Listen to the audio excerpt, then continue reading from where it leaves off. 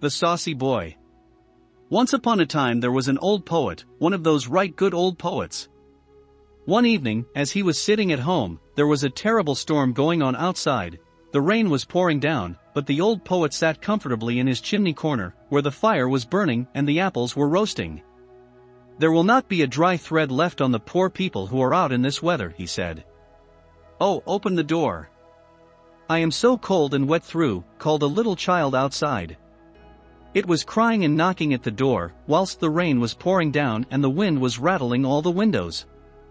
"Poor creature," said the poet, and got up and opened the door. Before him stood a little boy. He was naked, and the water flowed from his long fair locks. He was shivering with cold. If he had not been let in, he would certainly have perished in the storm. "Poor little thing," said the poet, and took him by the hand. "Come to me, I will soon warm you. You shall have some wine and an apple, for you are such a pretty boy." And he was too. His eyes sparkled like two bright stars, and although the water flowed down from his fair locks, they still curled quite beautifully. He looked like a little angel, but was pale with cold and trembling all over. In his hand he held a splendid bow, but it had been entirely spoilt by the rain, and the colors of the pretty arrows had run into one another by getting wet. The old man sat down by the fire, and taking the little boy on his knee, wrung the water out of his locks and warmed his hands in his own. He then made him some hot spiced wine, which quickly revived him, so that with reddening cheeks, he sprang upon the floor and danced around the old man.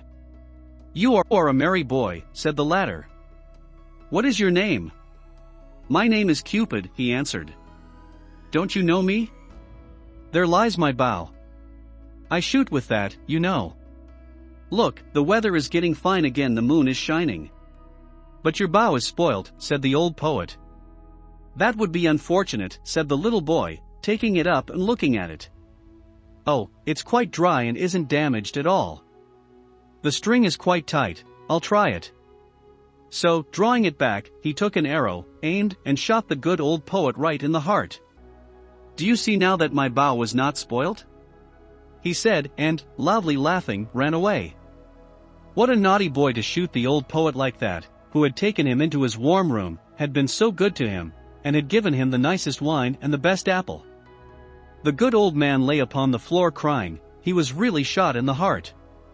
"Oh," he cried, "what a naughty boy this Cupid is. I shall tell all the good children about this, so that they take care never to play with him, lest he hurt them." And all good children, both girls and boys, whom he told about this, were on their guard against wicked Cupid, but he deceives them all the same, for he is very deep.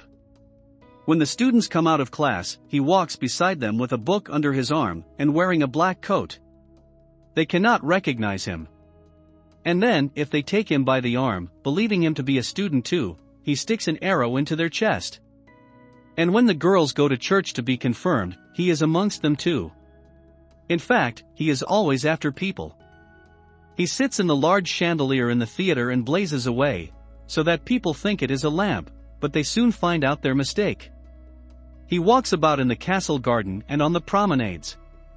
Yes, once he shot your father and your mother in the heart too. Just ask them, and you will hear what they say. Oh, he is a bad boy, this Cupid, and you must never have anything to do with him, for he is after everyone. Just think, he even shot an arrow at old grandmother, but that was a long time ago. The wound has long been healed, but such things are never forgotten. Now you know what a bad boy this wicked Cupid is. The end. If you like the story, don't forget to subscribe and like it. Also ring the bell to keep up to date with the new stories that will appear every day. Thank you very much.